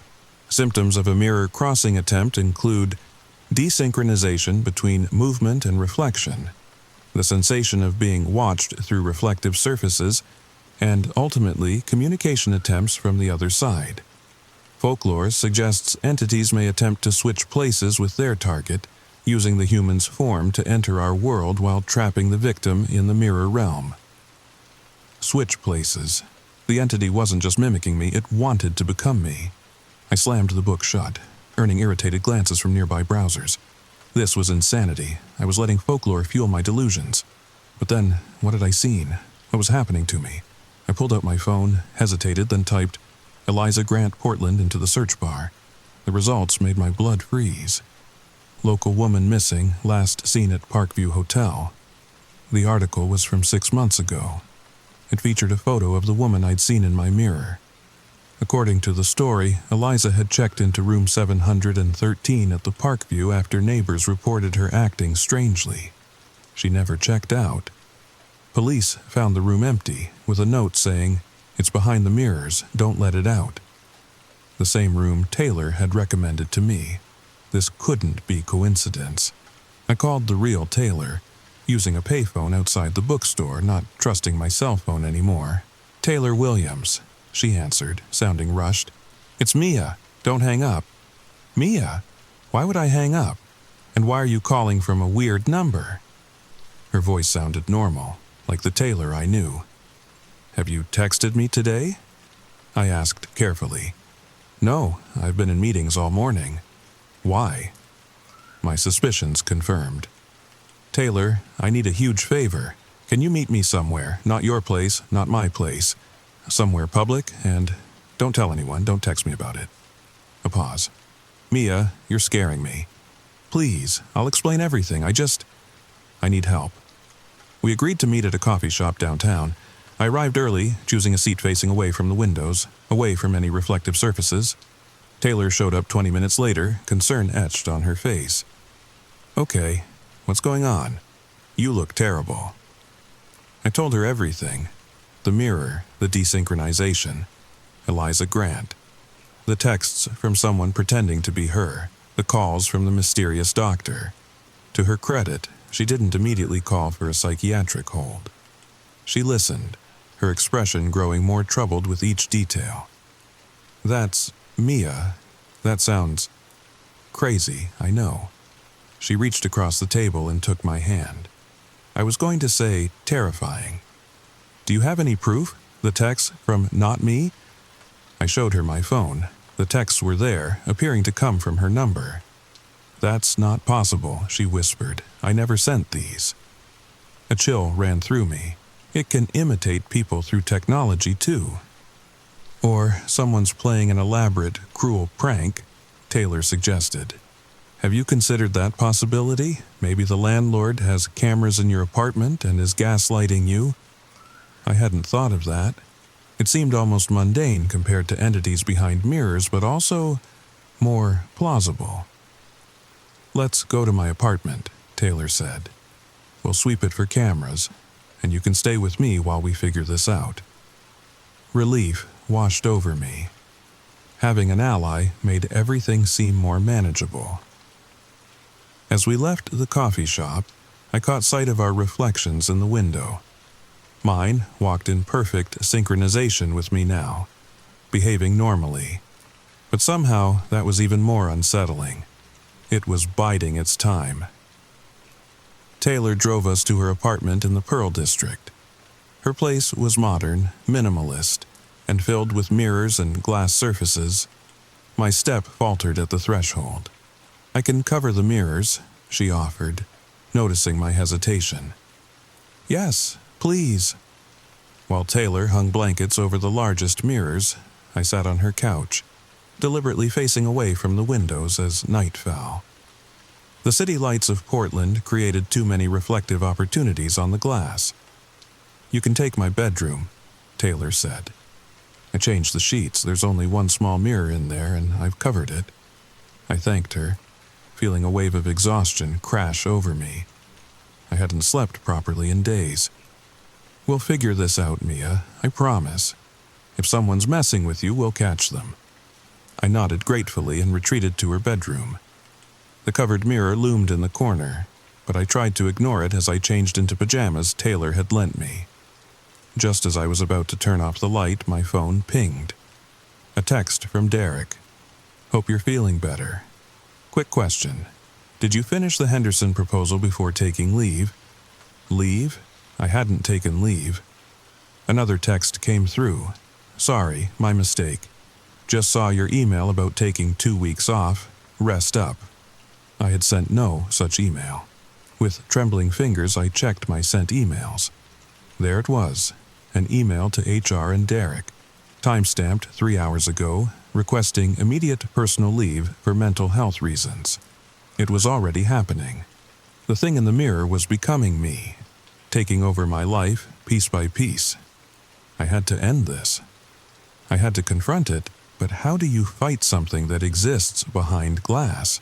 Something that might not be bound by physical laws as we understand them. The answer came to me as I stared at the covered mirror in Taylor's room. I couldn't defeat it directly, but maybe I could trap it. The book had mentioned mirrors as doorways. If the entity was trying to come through, perhaps I could close that door permanently, seal it away. I knew what I had to do, and it had to be at my apartment where this all began, where Eliza had first encountered it. I slipped out of Taylor's apartment while she slept, leaving her a note. Gone to fix this. If I'm not back by morning, the thing that returns isn't me. The night bus took me back to my neighborhood. Rain had stopped, leaving the streets slick and reflective under streetlights. I kept my eyes down, avoiding puddles that might show my reflection. My apartment building loomed ahead, its windows dark except for a single light in one unit. Mine. But I hadn't left any lights on.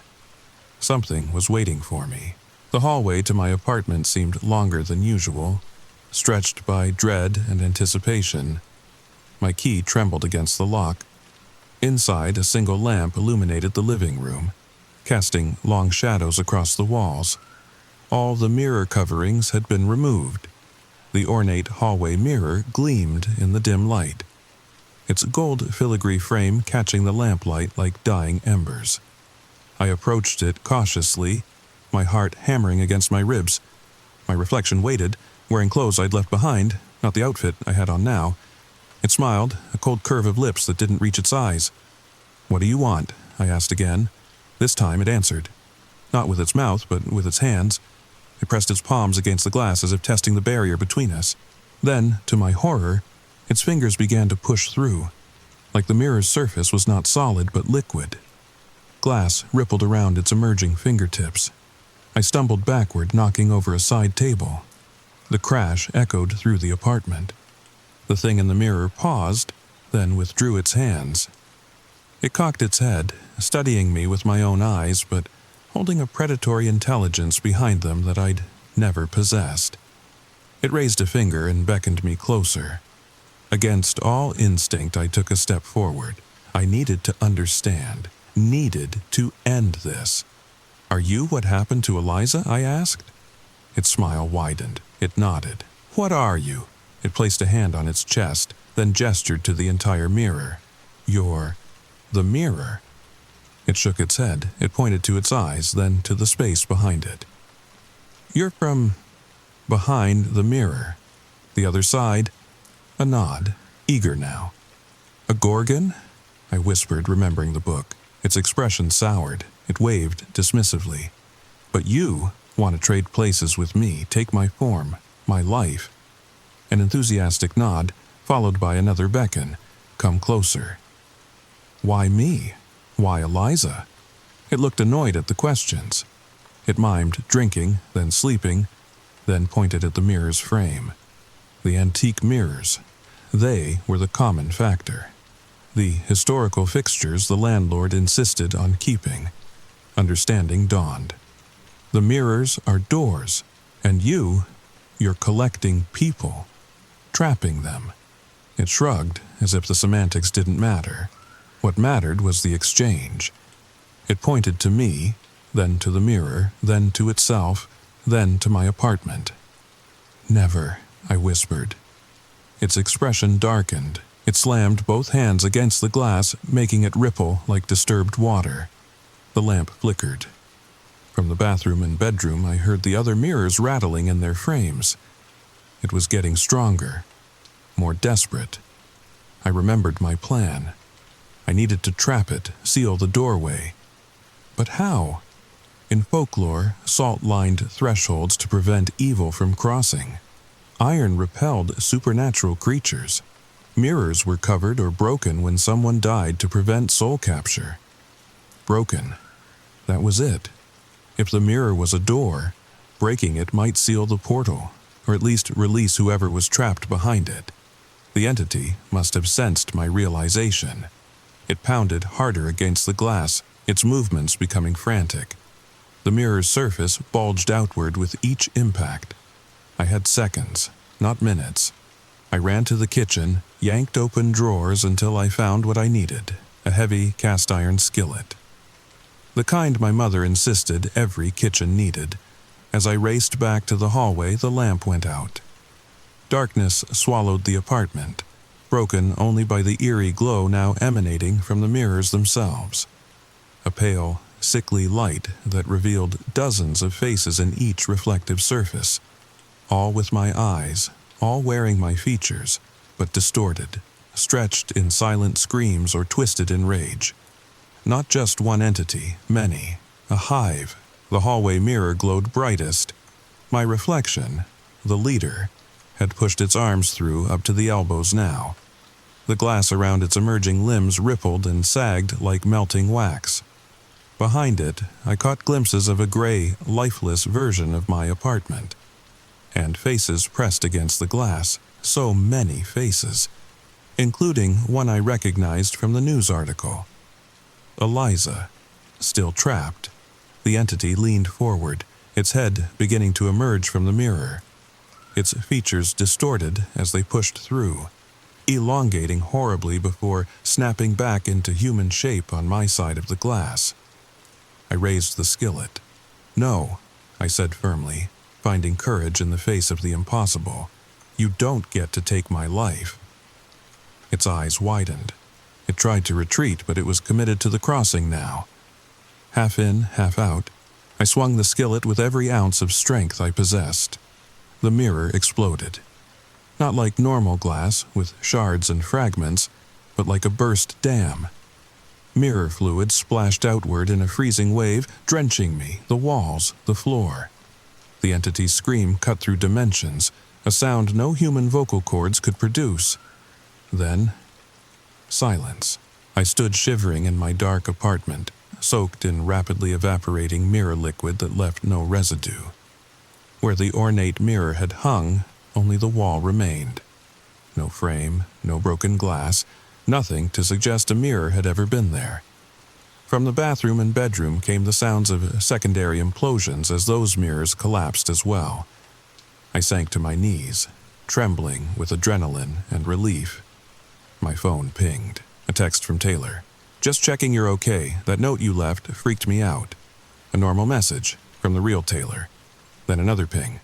An email notification from Portland Historical Society. "Urgent. Recall of antique mirrors from the Parkview Hotel estate sale, 1923 collection."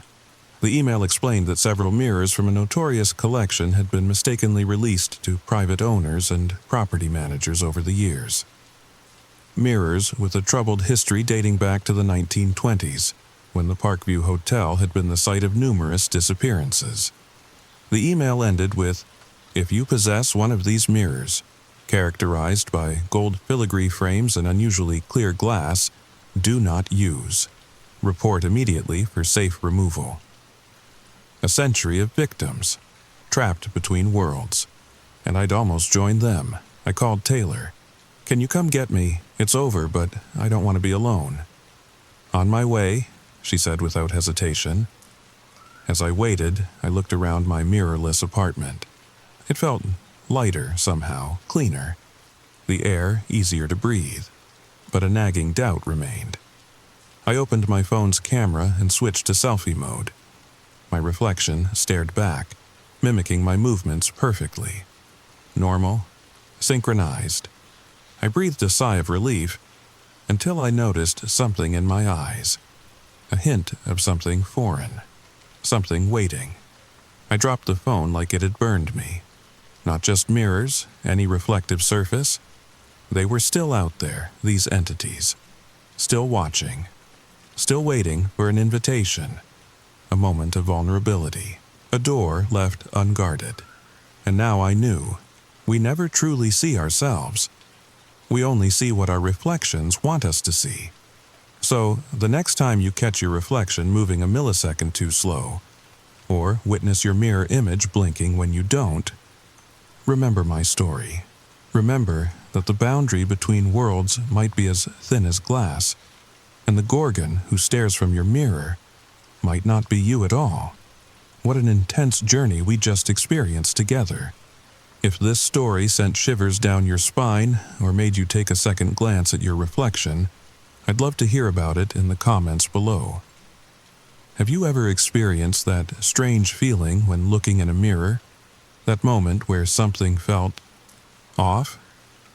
Remember to like this video if you enjoyed the tale, subscribe to the channel for more spine-tingling stories, and share with anyone who might appreciate a reason to avoid mirrors after dark. If you have questions about Mia's experience or theories about what really happened in that apartment, drop them in the comments. I read every single one. Until next time, sleep well, and maybe cover that bedroom mirror just to be safe. Story number 3. Have you ever felt like you're being watched? Not just the casual feeling when you're walking alone at night. I mean really watched when you're in your most vulnerable state trying to fall asleep in your own bed. What would you do if you saw something or someone standing in the corner of your room night after night? Would you run?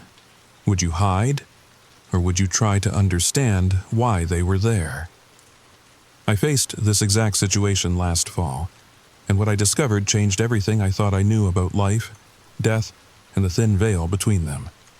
If you're listening to this right now, tucked in your bed with the lights off, you might want to reconsider, or at the very least, maybe check that dark corner of your room one more time, just to be sure you're alone. So get comfortable, or uncomfortable depending on how you look at it, as I share my story about the ghost who visited me every night for weeks, and why they finally stopped. Before we begin, if you enjoy this type of content that keeps you on the edge of your bed, consider subscribing to the channel. Leave a comment with your own supernatural experiences, and share this with a friend who loves a good ghost story. And now, let the story begin. I moved into the Oak Ridge Apartments in late September. The kind of place that's not fancy enough to have a doorman, but nice enough that you don't worry about your packages getting stolen. A 15-minute drive from downtown Portland, Oregon, close enough to civilization but far enough from the hustle and noise. It was perfect for me, especially after my breakup with Daniel. I needed a fresh start, somewhere peaceful where I could focus on my writing and forget about the 3 years I'd wasted with someone who couldn't commit. The apartment was on the 3rd floor, unit 312. Nothing special, 1 bedroom, a modest kitchen, and a living room with a small balcony overlooking a courtyard with a single maple tree that was just beginning to turn fiery red. The previous tenant had left it immaculately clean, and the property manager, Mrs. Henderson, seemed almost apologetic when handing me the keys. "It's a lovely unit," she said, her eyes not quite meeting mine. "Very quiet, perfect for someone who works from home." I remember thinking her choice of words was odd. Not "you'll love it here" or "welcome to the building," just an emphasis on how quiet it was. I didn't think much of it at the time. I was too excited about my new beginning. The first few nights were uneventful. I slept deeply, exhausted from unpacking and arranging furniture. My new writing desk faced the window, giving me a view of that maple tree. I found the rain pattering against the glass oddly comforting as I worked on my novel, a supernatural thriller, ironically enough. I'd always been fascinated by ghost stories, though I'd never actually believed in them. Not really. It was on the 5th night that I first noticed something off. I'd gone to bed around midnight after a productive writing session. I remember checking my phone, 12:17 a.m., before putting it on the charger and turning off the lamp. I woke up at 3:24 a.m., not with a start, not from a nightmare, just suddenly awake, as if someone had gently tapped my shoulder. My room was dark, except for the faint blue glow from my digital alarm clock, and the sliver of streetlight slipping through a gap in my curtains. And there, in the corner of my room between my dresser and the wall, was a figure. A woman, I thought, though it was hard to be sure. She was just standing there, still, silent, watching. I froze, my heart hammering against my ribs as I tried to convince myself I was seeing things. A trick of the light, shadows playing on the wall, my brain piecing together patterns from darkness. But when I blinked, she was still there. She wasn't particularly frightening to look at. No gore, no horrific face or twisted limbs like in the movies. Just a woman in what appeared to be a simple dress, her hair pulled back, standing motionless in my corner. The unsettling part was how normal she looked, like she belonged there, like she'd been standing there many nights before, whether I'd noticed her or not. I couldn't move, couldn't scream, could barely breathe. And then, after what felt like hours but was probably only minutes, I worked up the courage to reach for the lamp on my nightstand. Click. Light flooded the room, and she was gone. Just an empty corner with my laundry hamper and a stack of books I hadn't found shelf space for yet. I didn't sleep again that night. I sat up in bed with my back against the headboard, lamp on, scrolling mindlessly through my phone until dawn broke. I told myself it was sleep paralysis, a waking dream. Stress from the move and the breakup manifesting in a visual hallucination. By morning, with sunlight streaming through my windows and the comforting sounds of my neighbors leaving for work, I'd almost convinced myself it hadn't happened at all. But the next night, she was back. Same corner, same stillness, same silent watching. And this time I noticed something else. The temperature in the room had dropped noticeably. My breath didn't quite fog in front of me, but there was a definite chill that hadn't been there when I'd fallen asleep. I turned on the light again, and again she vanished. I did the same thing the next night, and the next. After a week of this, I started leaving the light on when I went to bed, but I'd inevitably wake up to find it mysteriously turned off and her standing in the corner. I wasn't getting much sleep. Dark circles formed under my eyes. My writing suffered. I considered moving out, but I'd signed a year-long lease and couldn't afford to break it. Besides, where would I go? Back to my parents in Seattle? Back to sharing an apartment with 3 roommates? No, I needed to figure this out. So, on the 10th night, I did something different. When I woke up at 3:24 a.m., it was always exactly 3:24 I'd noticed, and saw her there, I didn't reach for the light. Instead, I took a deep breath and spoke. "Who are you?" My voice sounded small and shaky in the darkness. Nothing happened for a long moment, and I wondered if I'd made a terrible mistake by acknowledging her. Then, almost imperceptibly, her head tilted to one side, just slightly, like a curious dog trying to understand a strange sound. That was all, no words, no movement toward me. Just that small tilt of her head before I lost my nerve and turned on the light, causing her to disappear once more. The next night, I tried again. "What do you want from me?" This time, she raised a hand. Not threateningly, but slowly, pointing toward my desk where my laptop sat closed, my half-finished novel waiting inside it. Then she was gone. Not because I'd turned on the light, but because she simply faded away. I didn't sleep at all that night, my mind racing with possibilities. Was she somehow connected to my writing, to the apartment? I needed answers, so the next day I did what any normal person would do. I started researching. The Oak Ridge apartments, I discovered, had been built in 1986 on what used to be the grounds of a small private hospital.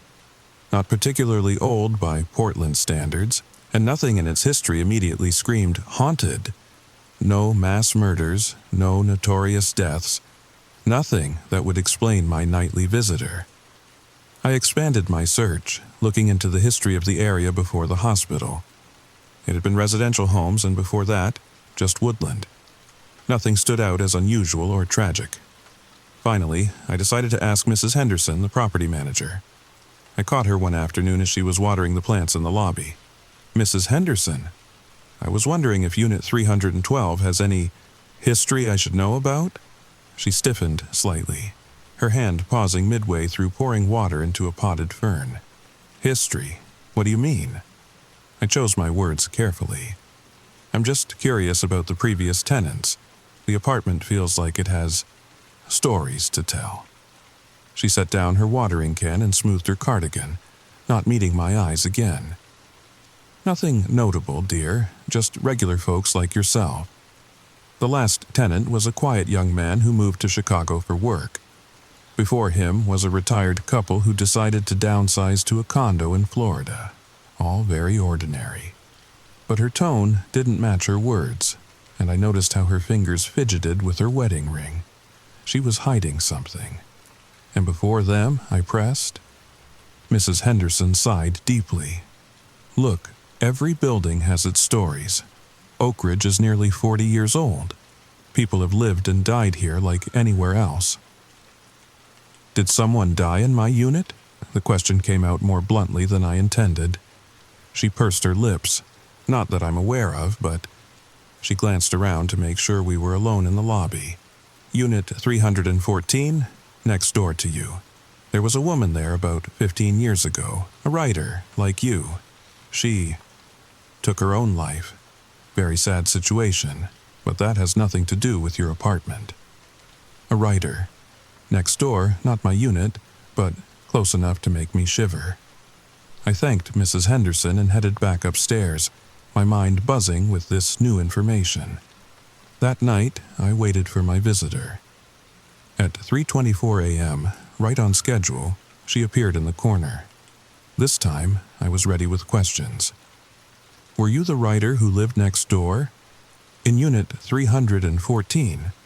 The figure remained still, but I sensed a change in her energy, a slight intensification of her presence, like she was listening more intently. Did you take your own life? Slowly, she shook her head. No. But you know who I'm talking about? A nod. This was progress, actual communication. My heart was racing, but not entirely from fear now. There was curiosity too, and a strange sort of excitement. Why are you here, in my apartment, not hers? She gestured toward my desk again, then faded away as she had the night before. The next day, I went to the local library and searched through newspaper archives. It took hours, but finally I found what I was looking for, a small obituary from 15 years ago.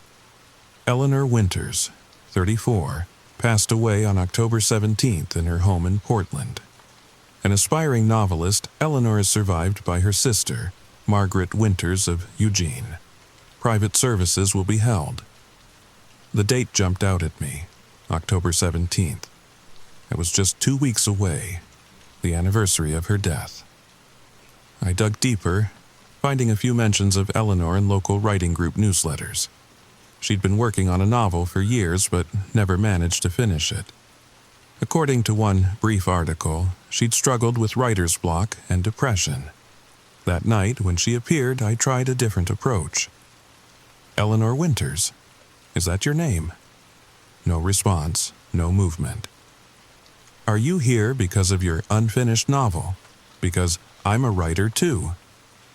At this, she stepped forward, just one step, but it was the first time she'd moved from her corner. I gasped and instinctively pulled my blanket up higher. She stopped, perhaps sensing my fear, and then pointed again to my desk, more insistently this time. The next morning, feeling both exhausted and oddly invigorated, I opened my laptop and began to write.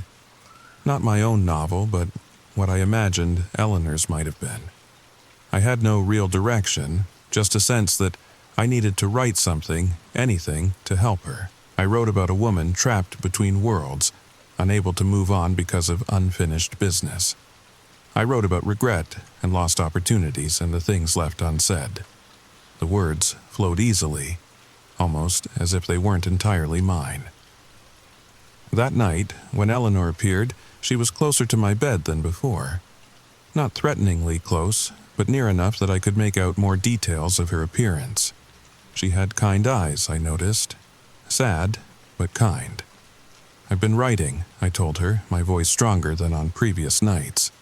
Is that what you want? For me to finish your story? She shook her head again, then gestured to herself and then to me, back and forth several times. You and me? There's a connection between us. A nod. What connection? I never knew you.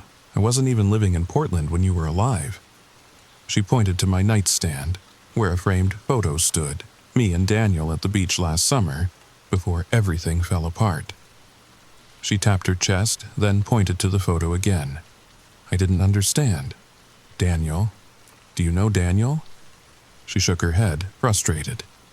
Then she mimicked writing in the air, pointed to the photo, and then to herself again. Writing, relationship, you? I was struggling to piece it together. She faded away before I could ask more questions, leaving me confused and even more determined to solve this mystery. The next day, I called in sick to my remote customer service job and drove to Eugene, about 2 hours south of Portland. If Eleanor's sister Margaret still lived there, maybe she could provide some answers. It wasn't hard to find her. There was only one Margaret Winters listed in the Eugene phone directory. By early afternoon, I was sitting in her living room, trying to explain why I'd shown up unannounced on her doorstep. Margaret was in her early 50s, with the same kind eyes I'd noticed on Eleanor's ghost, She seemed surprised by my visit, but not unwelcoming. "You're seeing my sister? In your apartment?" She didn't sound skeptical, which surprised me. She sounded resigned, as if this wasn't the first time she'd heard such a story. "Not exactly in my apartment," I clarified.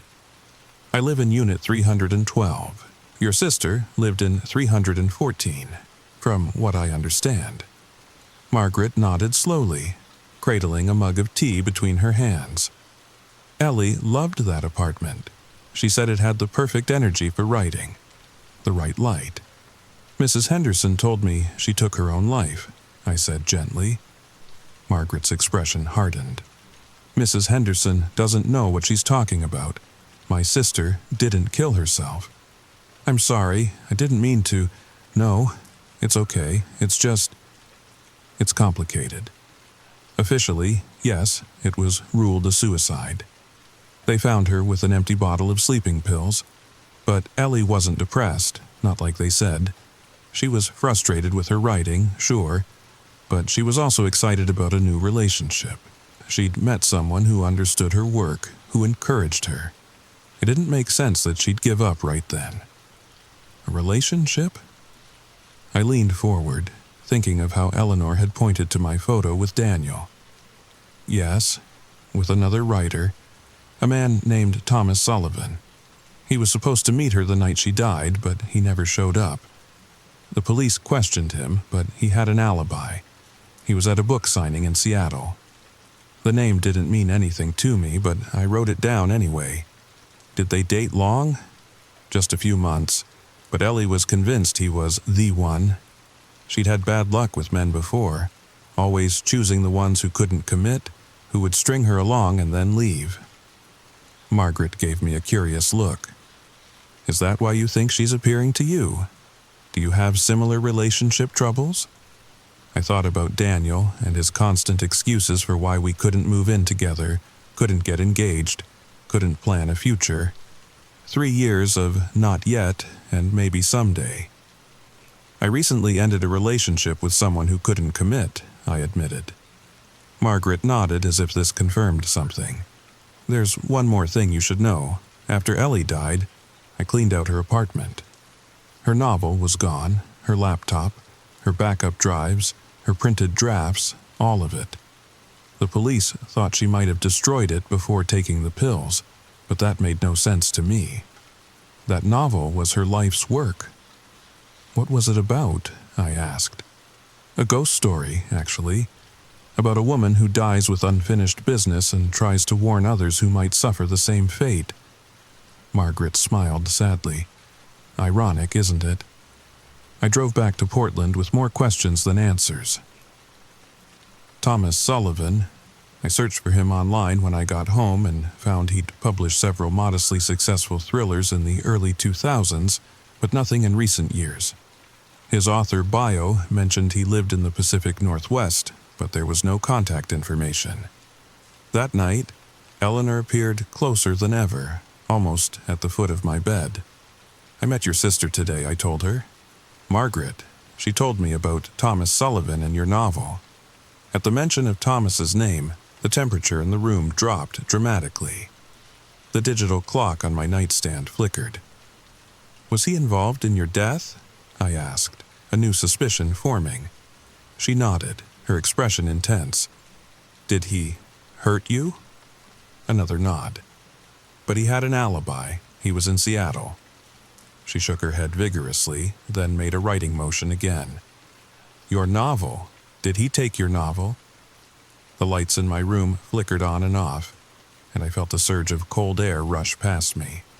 She was agitated now, more present somehow, more powerful. "I want to help you," I said, surprised by how much I meant it. "Tell me what to do." She pointed to my laptop again, then to herself, then made a motion like she was turning pages. "You want me to find your novel?" A nod. "Is that why you're here? You can't rest because your work was stolen?" She nodded again, but then pointed to me and made a pushing motion, like she was warning me away from something. Or someone. "Are you trying to protect me? From Thomas?" Her expression softened, and she nodded one last time before fading away, leaving me alone with my racing thoughts. The next day I did more research. Thomas Sullivan had a website, outdated but still online, with a contact form. I hesitated, knowing I was potentially reaching out to someone Eleanor was suggesting had hurt her, possibly even killed her. But I needed answers. I sent a brief message, identifying myself as a fellow writer interested in his work, particularly his process. I mentioned I lived in Portland and would love to meet for coffee if he was still in the area. To my surprise, he responded within hours, agreeing to meet at a coffee shop downtown the following afternoon. I spent the rest of the day and night alternating between anxiety and determination. I showed Eleanor his response on my laptop screen when she appeared. "I'm meeting him tomorrow," I told her. "I'll be careful, I promise." She seemed distressed, moving around my room more than usual, the lights flickering on and off. I tried to reassure her. "I'll be in a public place. I just want to talk to him, see what I can find out. Maybe get a sense of where your novel might be." She calmed somewhat, but remained more active than in previous visits. For the first time, I noticed something else. A faint mark on her neck, partially hidden by her collar. It looked like bruising. "Eleanor," I asked quietly, "were you murdered?" She touched her neck and nodded solemnly. "By Thomas?" Another nod. "And the suicide, the pills, that was staged?" "Yes." She mimed typing, then made a strangling motion, then pantomimed someone arranging her body. A chill ran through me that had nothing to do with her supernatural presence. "He killed you for your novel." She nodded one final time before disappearing, leaving me alone with the terrible truth and the knowledge that I'd arranged to meet her killer the next day. Thomas Sullivan didn't look like a murderer. He was in his late 50s, distinguished-looking with salt and pepper hair and wire-rimmed glasses. He greeted me warmly at Riverside Coffee, a bustling cafe near Powell's Books. "Always happy to meet a fellow writer," he said, shaking my hand. His grip was firm, confident. "Your message mentioned you're working on a supernatural thriller? That's my specialty." I forced a smile, trying to hide my nervousness. "Yes.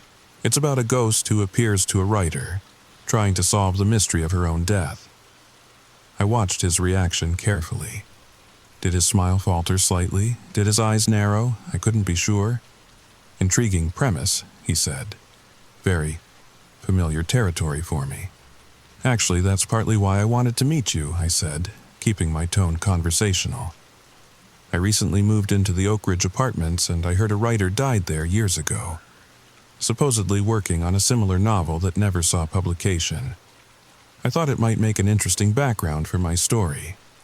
I was taking a risk, but I needed to see his reaction." This time, there was no mistaking the change in his demeanor. His jaw tightened, and he set down his coffee cup with deliberate care. "Eleanor Winters," he said, his voice flat. "Yes, a talented writer, but troubled. We dated briefly. Her suicide was unfortunate." "Was it suicide?" I asked, abandoning all pretense. "Her sister doesn't think so." Thomas leaned back in his chair, studying me. "Margaret always had difficulty accepting the truth. Eleanor suffered from depression. The pressure of trying to finish her novel became too much. And yet, all her work disappeared after her death. Laptop, drafts, everything." His eyes hardened. "What exactly are you implying, miss?" "I'm not implying anything," I interrupted. "I'm just curious about what happened to her work. As a fellow writer, I'm sure you understand how devastating it would be to lose a manuscript you'd poured your heart into." He was silent for a moment, then smiled thinly. "Sometimes, Miss Collins, it's better to leave the past buried. Focus on your own work, your own safety." The threat was subtle but unmistakable. I felt a chill that reminded me of Eleanor's presence. "Her novel," I pressed on, despite my racing heart. "What was it about, exactly?" "A ghost story," he said dismissively. "Derivative, really, nothing special." Special enough that someone might steal it, publish it as their own? His face darkened. You should be careful making accusations without evidence. It could be unhealthy. I noticed his hands on the table. Strong hands, writer's hands, with a distinctive signet ring on his right pinky finger. I remembered Eleanor pantomiming strangling. Those hands had taken her life. I should go, I said, gathering my things. Thank you for your time. One more thing, he said as I stood. What unit did you say you lived in at Oak Ridge? I lied. Unit 318. He nodded, but I could tell he didn't believe me. I hurried home, locking my door and drawing all the curtains. I felt exposed, vulnerable. Had I made a terrible mistake confronting him? I spent the afternoon researching Thomas Sullivan more thoroughly, digging beyond the surface information I'd found before. What I discovered sent ice through my veins. 3 years after Eleanor's death, Sullivan had published a novel titled The Haunting of Sarah James, a supernatural thriller about a ghost trying to solve her own murder. It had been his most successful book, with critics praising its authentic voice and genuine emotion. He'd never published anything since. I found a used copy online and paid extra for overnight delivery. When it arrived the next day, I read it in one sitting, my hands trembling as I turned the pages. It was Eleanor's novel, it had to be. The style was different from Sullivan's earlier books, more nuanced, more personal. The ghost in the story, Sarah, had the same kind eyes that Eleanor had, the same gentle determination. When Eleanor appeared that night, I showed her the book. This is your novel, isn't it? He stole it and published it as his own. She nodded, tears forming in her translucent eyes. She touched the cover gently, her fingers passing through it. We need proof, I said. Something that connects you to this book, that shows you wrote it. She pointed to my laptop, then to the book, then made a digging motion. There's evidence? Something hidden? She nodded emphatically. Over the next few days, I barely slept or ate. I read and reread The Haunting of Sarah James, looking for clues. In the acknowledgments, Sullivan thanked a dear E.W. whose spirit inspired this work. The only reference to Eleanor hidden in plain sight as a macabre inside joke. Then I found it, a dedication at the beginning of Chapter 13. For M, who always believed. M for Margaret, Eleanor's sister who had always supported her writing. I called Margaret immediately. Did Eleanor ever show you any of her novel? Do you have any proof she wrote it? Not anymore, Margaret said, sadly. Like I told you, everything disappeared after she died. But, wait, there was something. Ellie used to email me chapters as she wrote them for feedback. I printed some of them out. They might still be in storage. 2 days later, Margaret called back, her voice excited. I found them. 3 chapters she sent me about 6 months before she died. I just reread them, and they're definitely scenes from Sullivan's book, almost word for word in some places. Can you send them to me? We need to take this to the police. Already scanned and on the way to your email, she said. But Lauren, be careful. If he killed her for her novel, what might he do to protect his secret? Her warning proved prescient. That very night, someone tried to break into my apartment. I was awake, working late, when I heard the subtle sound of someone testing my door lock. I called 911 immediately, and the would-be intruder fled before police arrived. The officer who took my report was skeptical when I tried to explain the situation, but he agreed to patrol the area more frequently for the next few days. It wasn't enough. I didn't feel safe. That night, Eleanor appeared not in her usual corner, but right beside my bed. He knows I'm on to him, I whispered to her. What do I do? She mimed packing a bag, then pointed to my phone. Leave? Call someone? She nodded. I packed quickly, then called the only person in Portland I really trusted, my colleague Amber, who lived across town. She agreed to let me stay without asking too many questions. As I prepared to leave, Eleanor appeared by the door, blocking my exit. She shook her head urgently. "What? I need to go." She pointed to the fire escape outside my window, then at my door, making a slashing motion across her throat. A chill ran through me. "He's out there? Waiting?" She nodded. I peered through the peephole and saw nothing, but I trusted Eleanor. I texted Amber that I'd be delayed, then called the police again, reporting a suspicious person lurking outside my apartment. When they arrived 20 minutes later, they found no one, but I used the opportunity to leave safely, Eleanor's ghost watching from my window as I drove away. The next day, Margaret and I took the evidence to the police. Her printed chapters, the publication timeline, my account of meeting with Sullivan and his veiled threats. The detective who interviewed us seemed doubtful at first, but grew more interested as we laid out the case. "We can prove the plagiarism," he said, "but connecting it to a 15-year-old death ruled a suicide? That's going to be difficult. Can you at least reopen the investigation?" Margaret pleaded. "Look at the evidence again?" The original detective barely considered any scenario besides suicide. The detective promised to review the old case files. It was something, at least. I stayed with Amber for a week, jumping at shadows, constantly looking over my shoulder. Each night, I expected Eleanor to appear in the corner of my temporary bedroom, but she never did.